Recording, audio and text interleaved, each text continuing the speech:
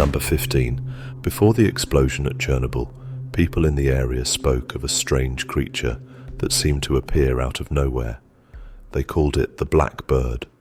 Workers at the plant said they saw it flying over the reactor in the days before the disaster. It was larger than any bird they had ever seen.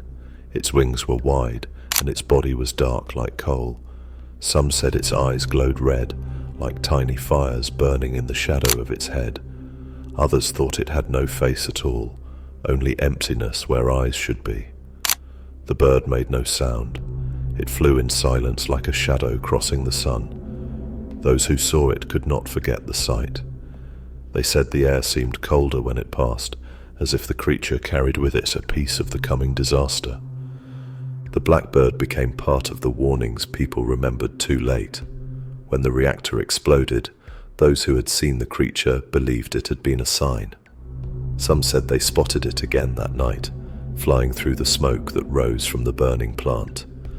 The dark shape seemed to glide between the flames, untouched by heat or ash. They believed the blackbird came not to cause harm, but to witness what would happen, as if it knew the disaster was coming and came only to watch.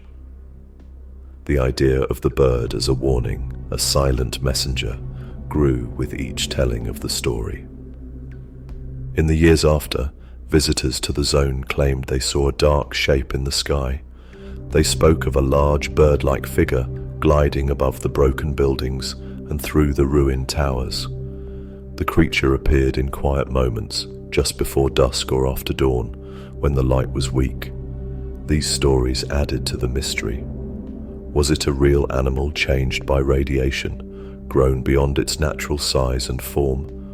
Or was it something else, a spirit tied to the land, a silent watcher that appeared before terrible events?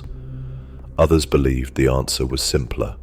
They thought it was only fear and memory playing tricks on the mind. In a place marked by loss, it is easy to see what is not there and to hear what was never said. The blackbird of Chernobyl reminds us how people look for meaning in signs. When disaster strikes, they remember what seemed strange before it happened. They search for clues they missed, hoping to understand what could not be stopped.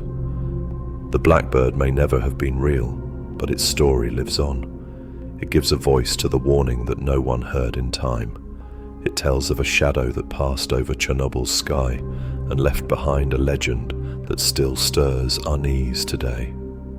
Now, from the skies we turn to the ground. We step into a town left empty, but not silent. The ghost town that hears you waits ahead, where the buildings seem to listen, and the air holds echoes of voices that have long since gone. Number 14. Pripyat was once a busy town. Its streets were filled with families, workers, and children playing in the parks. Today, it stands empty. The buildings are falling apart, windows broken, doors hanging open. But those who visit say it does not feel as empty as it looks. Some believe the town listens. They call it the ghost town that hears you. Visitors often say the silence feels too heavy. When they walk down the streets or through the old schoolyards, their footsteps seem louder than they should. People describe hearing sounds that do not match their own steps. A footstep behind them when no one is there. A voice calling softly across the empty square. At first, they think it is their imagination, or maybe the wind, but the feeling grows stronger the longer they stay. It is as if the town remembers the voices that once filled it and tries to speak them back. Scientists say the strange echoes come from the way sound bounces off the empty buildings. The wide spaces and broken walls create odd sounds that seem to answer back. But even those who know this feel uneasy. Guides who work in the zone have said they avoid certain spots, places where the air feels thick and the quiet seems too deep. They say the buildings feel like they are watching, waiting for something. The ghost town that hears you reminds us that places can carry memories. Pripyat's silence is not empty.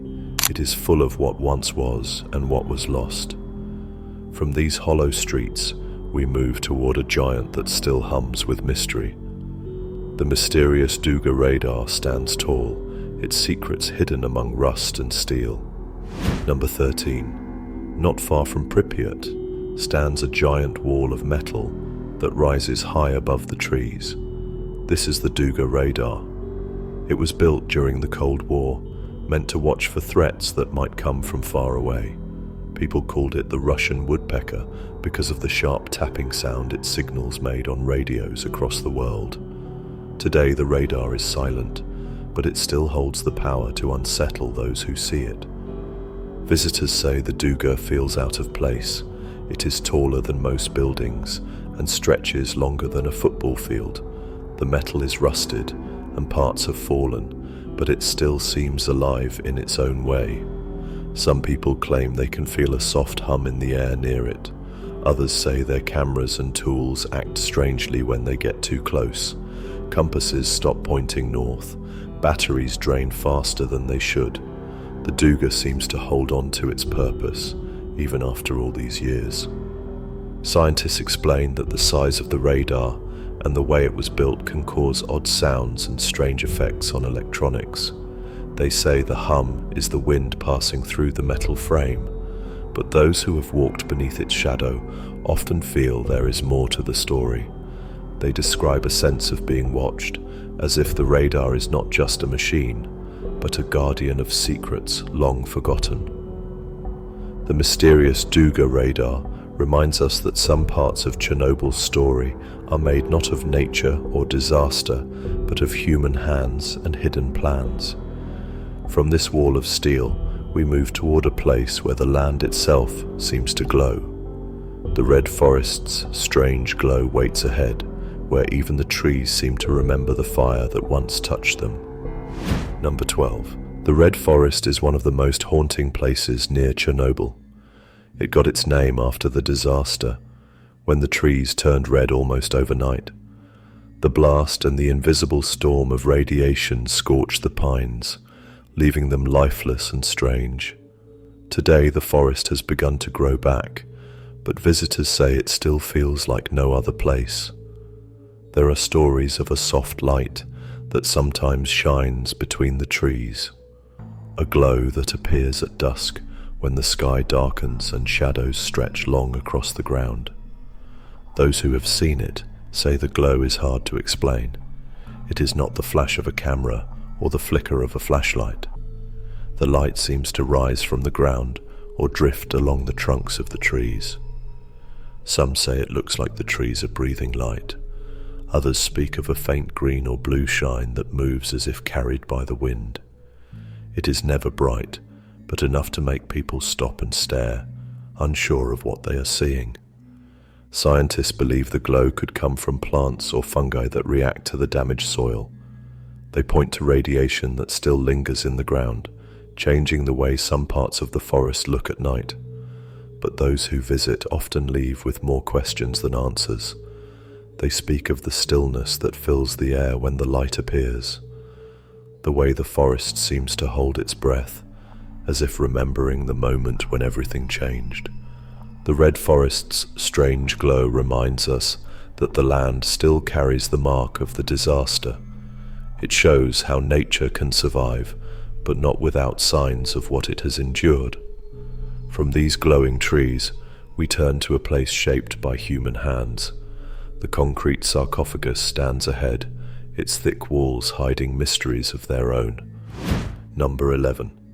After the explosion at Chernobyl, workers rushed to cover the broken reactor. They built a huge concrete shell called the sarcophagus.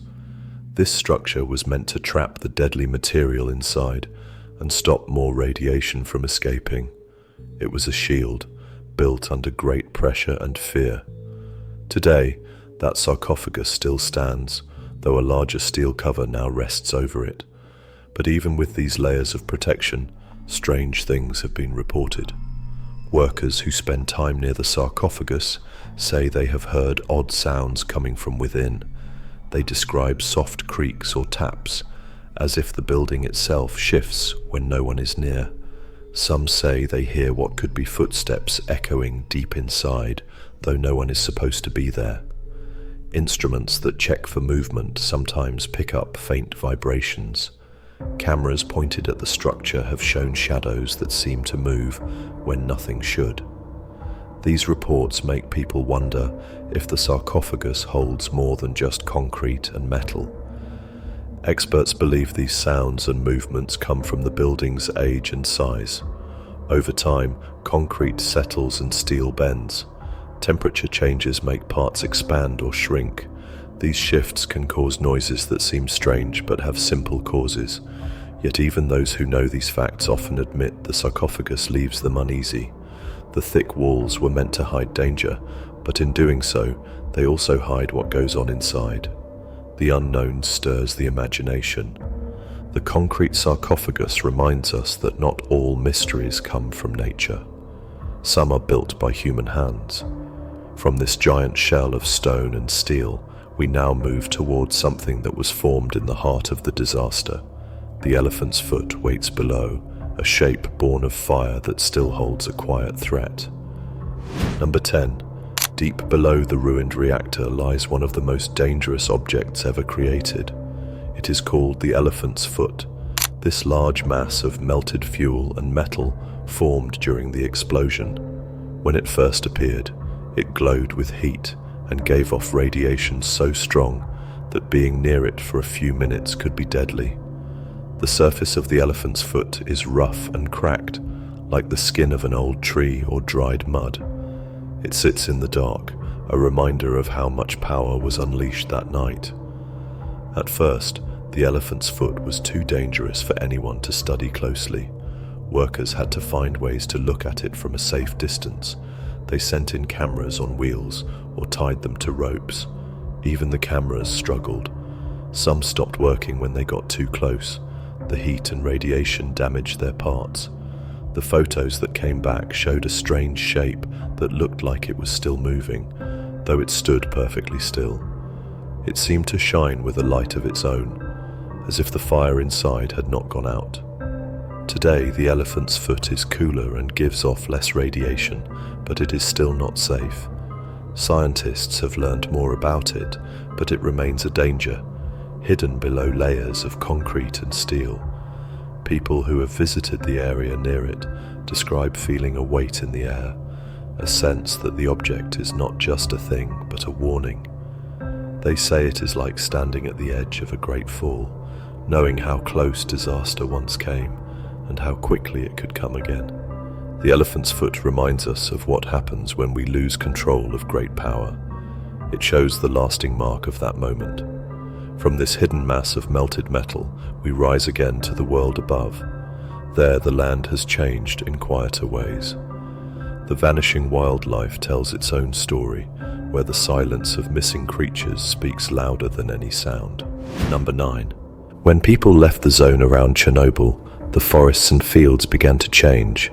Without humans, nature took over the empty towns and roads. Plants grew through cracks in the pavement. Trees filled places where houses once stood. Animals returned too. Wolves, deer, and wild boar moved into areas that had been quiet for years. From the outside, it looked like nature was winning. But the truth is more complicated. Some creatures that should be there are missing. This is the mystery of the vanishing wildlife. Scientists who study the zone notice these gaps. They set up cameras and counted tracks in the dirt. They expected to see many kinds of birds and small animals. Instead, they found fewer than they thought they would. The larger animals seemed to thrive, but the small ones were harder to find. Birds that once filled the trees with song were quiet. The insects that feed so many others were fewer. The food chain seemed broken in places, though the land looked full of life at first glance. There are different ideas about why this happens. Some believe the radiation left lasting harm that affects animals in ways we cannot always see. Others think the land, though green again, does not offer the same shelter or food as it once did. The balance that nature needs is fragile, and here it was shaken in ways that may take hundreds of years to heal. What makes this mystery more haunting is how silent it is. There are no large die-offs or clear signs of sickness. Instead, there is a stillness where sound should be, a space where life should fill the air but does not. The vanishing wildlife reminds us that recovery is not always simple. What looks strong on the surface may hide deep scars. From these quiet woods and empty skies, we move now to something built by human hands, but left behind in the rush to escape. The abandoned Ferris wheel stands ahead, a silent giant that once promised joy, but now speaks only of what was lost. Number 8. In the middle of Pripyat stands a Ferris wheel that never got to bring joy. It was built for a festival that never happened. The disaster came before people could fill the seats and see the town from above. Now it rises over empty streets, its yellow cars turning slowly in the wind. When visitors stand below it, they say the silence feels too heavy, as if the ride waits for a crowd that will never come. The wheel creaks softly at times, even when the air is still. Some say they have heard the faint sound of laughter or voices near it, though no one is there. The Ferris wheel has become one of the most known sights of Chernobyl. Pictures of it appear in books, films, and stories about the disaster. But being near it is different from seeing a picture. The rusting metal and faded paint speak of a moment frozen in time. It reminds people of what was lost in that instant when everything changed. Some believe the wheel turns on its own at night, moving when no wind blows. Others think it stands as a warning, its stillness more powerful than motion. Those who visit the wheel often leave with a sense of sadness. The ride meant for joy became a marker of loss.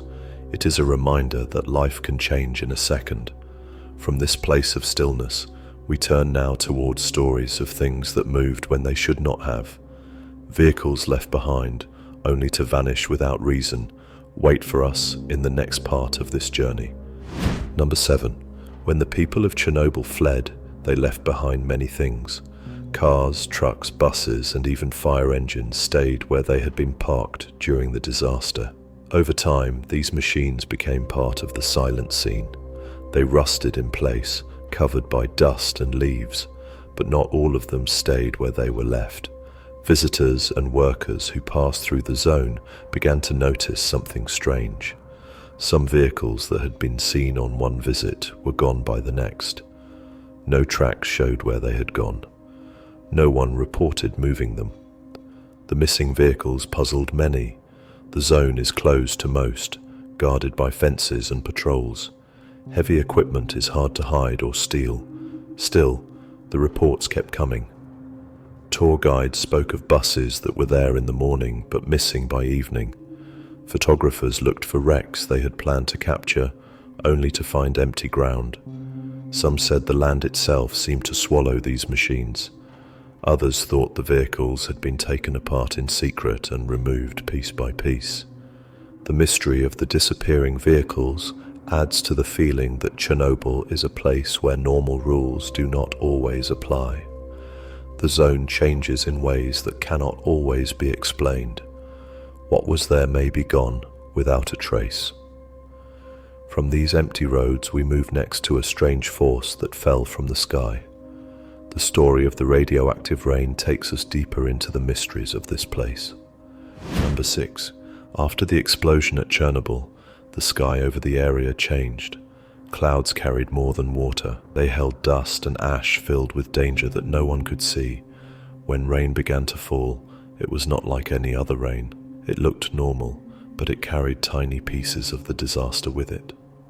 This rain fell on forests, rivers, towns, and fields.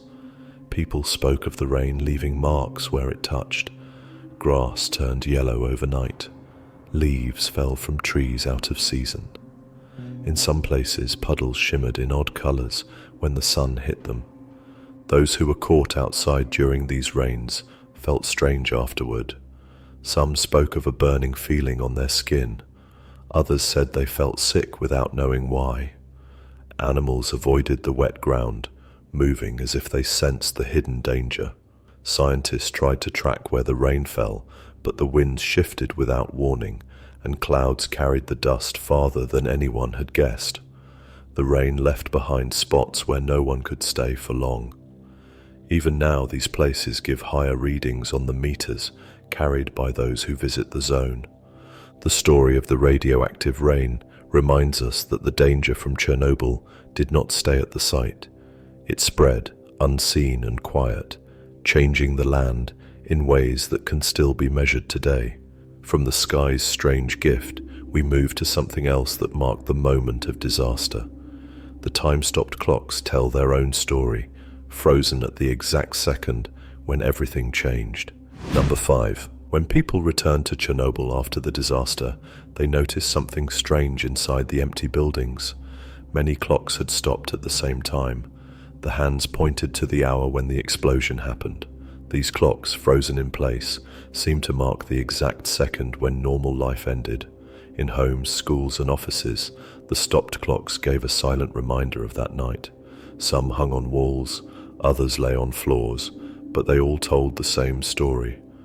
Time in Chernobyl had been broken. Visitors today still see these clocks. The glass faces are cracked, and dust covers their numbers, but the hands stay still, as if waiting for something that never comes. Some believe the force of the blast or the power failure caused them to stop. Others think the clock stopped because the moment was too heavy for time to carry on. The sight of these clocks leaves a lasting feeling.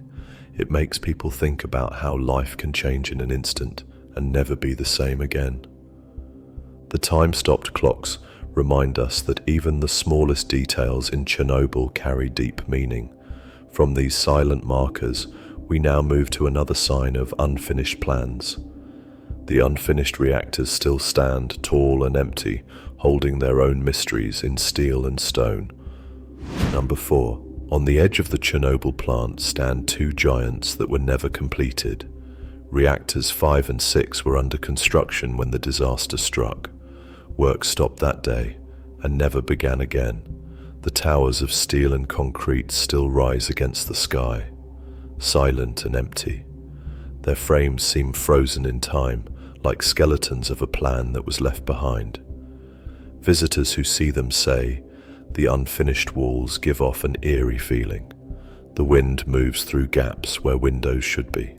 Rust stains the beams, and puddles fill the places where floors were meant to go. Some say these structures hum with a strange energy, as if they remember what they were meant to be. Others believe the incomplete reactors are safer as they are, forever unfinished and harmless. But those who walk near them often feel watched, as if the steel and stone still hold the weight of the disaster's memory. The unfinished reactors remind us of how close the world came to building even more of what went wrong. They stand as a warning shaped in metal, a lesson left open for all to see. From these empty towers, we move toward a danger that still glows in hidden places. The persistent fires of Chernobyl continue to burn in ways that few understand, adding another layer to the zone's lasting mystery. Number 3. Long after the flames of the Chernobyl explosion were put out, new fires began to appear. These fires did not roar like the first blaze.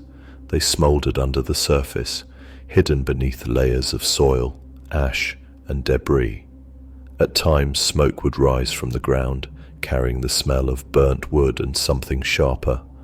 Fire crews were called to stop these strange fires, but the blazes seemed to return no matter how many times they were put out. Some believe the fires burn because of the heat still trapped deep in the ruins. Others think the fires feed on pockets of radioactive material mixed with rubble. These fires are not like normal ones. They can burn quietly for weeks without showing themselves. They travel underground, leaving behind patches of scorched earth and sick trees. The fires add danger to a place that already holds many risks. When they break through the ground, they spread smoke that carries more than the smell of burning wood. The smoke lifts tiny pieces of the disaster into the air again, spreading them where the wind blows. This keeps the memory of the event alive in a way that is hard to see but easy to feel. The persistent fires remind us that some things at Chernobyl have not been tamed. They show that the disaster's story continues in ways that are hard to stop and harder to predict. From these hidden flames, we turn now to a mystery buried even deeper. The lost tapes of Chernobyl hold secrets that were never meant to be seen, waiting for their story to be told. Number 2. When the reactor at Chernobyl exploded, chaos followed. Fire, smoke, and fear filled the night. People ran, trying to understand what had gone wrong. Workers and firefighters stepped into danger without knowing how great the risk truly was. In those first hours, cameras rolled. Photographers and workers with video equipment captured what they could. These early recordings showed the bright fire at the heart of the plant. They showed the faces of those trying to fight it. They showed confusion and bravery, loss and hope. Some of these images became part of the story the world knows today. They helped the world understand the size of the disaster. But there are stories of other tapes, recordings that were taken during those first hours, but never shared. These are the lost tapes of Chernobyl. Some believe they were hidden because they showed too much.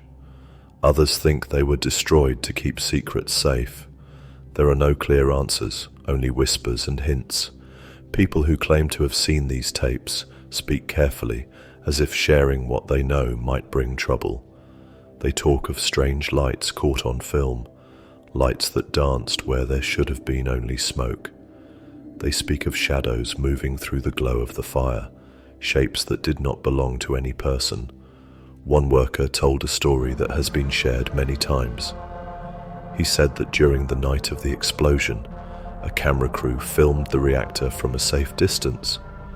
When they watched the tape later, they saw a figure near the wreckage, a figure that stood too close, where no one could survive.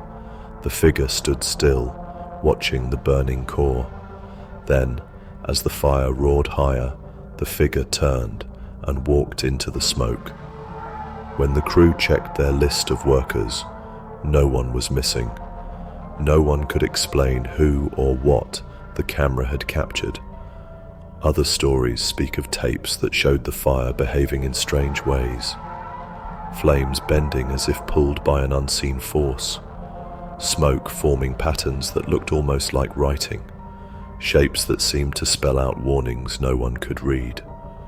Those who tell these stories say the tapes were taken by officials and locked away. They say the world was shown only what the leaders wanted people to see. The rest, they say, was hidden forever. Over the years, many have searched for these lost tapes. Some have gone to archives, hoping to find clues. Others have spoken to workers who were there, asking for memories of what was filmed and what was lost. But no one has found clear proof. No video has surfaced that shows these strange images. No photographs have come to light that match the stories. What remains is the mystery. The idea that somewhere, hidden in a vault or buried deep in the ground, the lost tapes of Chernobyl wait, their secrets sealed away. For those who believe in these tapes, the mystery adds another layer to Chernobyl's story. The disaster was not only about what was seen and known, it was also about what was hidden and forgotten. The lost tapes remind us that history is often incomplete. The truth of what happened that night may be larger than what we have been told. The tapes might show that the disaster had moments no one dared to share, moments that spoke of things beyond fire and radiation, moments that hinted at forces we do not understand. Some say the lost tapes were never real. They believe the stories grew from fear and confusion. In a night so full of terror, it is easy to see what is not there. Lights may have been tricks of the fire. Shadows may have been smoke or falling debris. The mind, seeking answers, may have shaped images out of chaos. Yet even those who believe this often admit that the idea of the lost tapes still haunts them. It raises questions they cannot ignore. What if some part of the story really was hidden? What if something was captured on film that we were never meant to see? The mystery of the lost tapes has inspired books, films, and theories. Artists have imagined what these recordings might show. Writers have built stories around the idea of film reels locked in dark rooms, waiting for the right person to find them. Some researchers have made it their mission to uncover any trace of these missing images. They search through old reports, question retired workers, and study what little footage was released to the public. They hope to find a clue, a path that might lead to the truth. The power of the lost tapes lies not just in what they might show, but in what they make us feel. They remind us that the disaster was not only a moment in time, but a puzzle with missing pieces. They make us wonder what else we do not know about that night.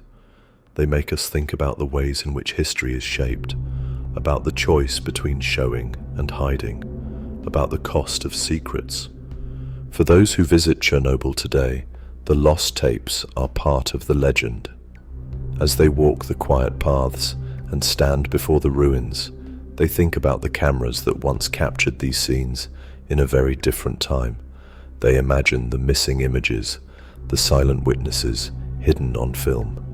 The zone itself seems to hold its breath, as if waiting for its full story to be told.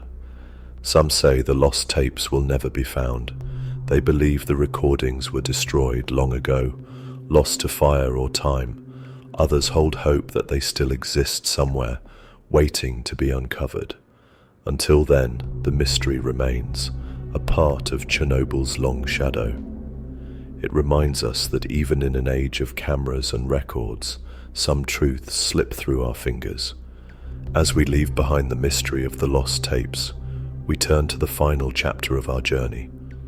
The watchers who stand at the edge of understanding are waiting. The zone's unseen watchers remain, their presence felt but never proven, a reminder that Chernobyl holds more than ruins.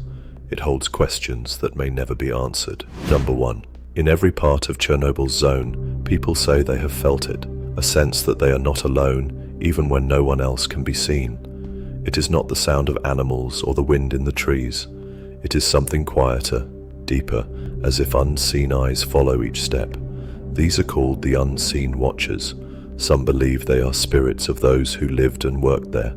Others think they are shadows left behind by the disaster itself, a part of the land that will never heal. The zone covers hundreds of square miles, filled with empty homes, broken schools, and silent factories. Nature has begun to take these places back, but the emptiness feels strange. People expect that in such a quiet space, they would feel calm. Instead, many describe a growing sense of unease as they move through the ruins. The air seems heavier.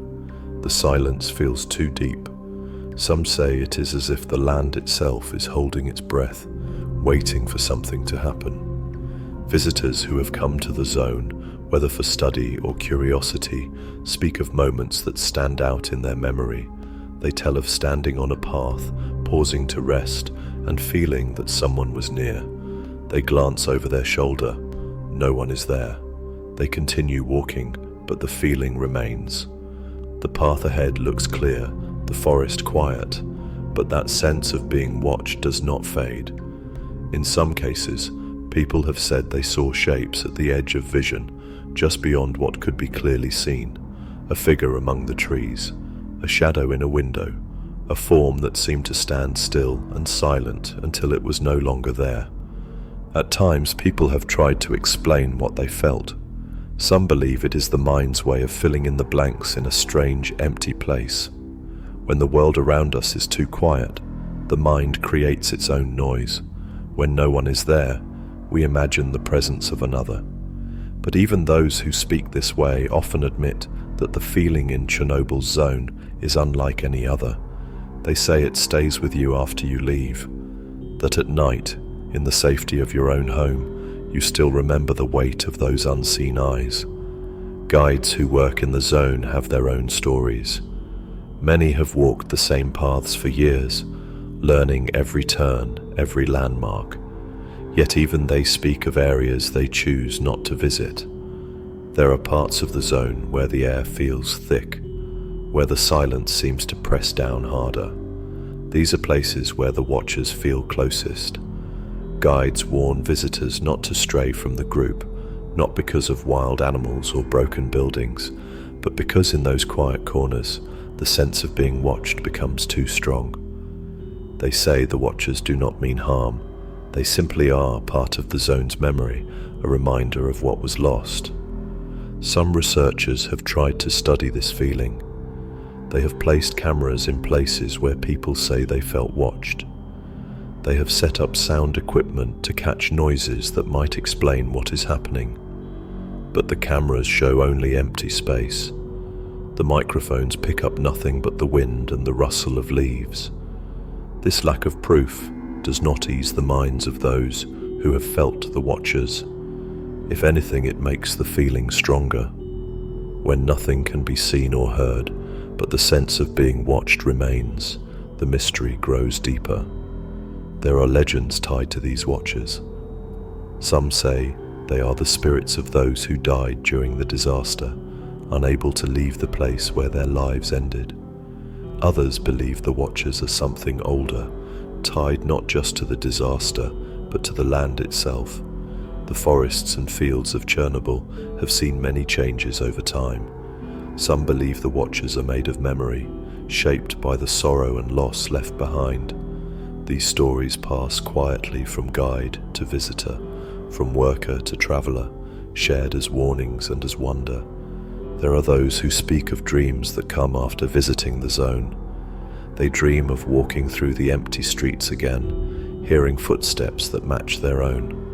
They dream of turning to see who follows, only to wake with the question still in their mind. The watchers do not appear in these dreams. They are felt, not seen. A presence just beyond the edge of sight, waiting in the quiet. For some, the watchers are not spirits or shadows. They are the zone itself. The land, the buildings, the roads, all of it watching over the past and those who step into its memory. When people enter the zone, they become part of its story. The watchers, whether real or imagined, mark that moment. Visitors leave, but they take the feeling with them. It stays in their thoughts, in the stillness of the night, in the hush of places where the world seems to pause. Even those who do not believe in ghosts or spirits find it hard to shake the sense that Chernobyl's zone is alive in its own way. The watchers remind us that this is a place where history still whispers. The disaster left more than broken buildings and empty streets. It left a weight that can be felt in the air, in the silence, in the feeling of eyes that cannot be seen. There are few who return to the zone without remembering that feeling. Whether they came for study, for work, or out of curiosity, they carry the memory of the watchers with them. It becomes part of the story they tell. A story not just of what they saw, but of what they felt. The zone remains, its watchers unseen but always near, a silent part of the land that holds the past close. As we step back from the journey through Chernobyl's mysteries, the watchers remain behind, waiting for the next visitor, the next set of eyes to meet theirs. The zone stays quiet, but the questions it raises continue, carried by those who have walked its paths and felt its gaze. The watchers are there, part of the place, part of the memory, part of the mystery that will never fully fade. Thank you so much for watching. Subscribe and like the channel.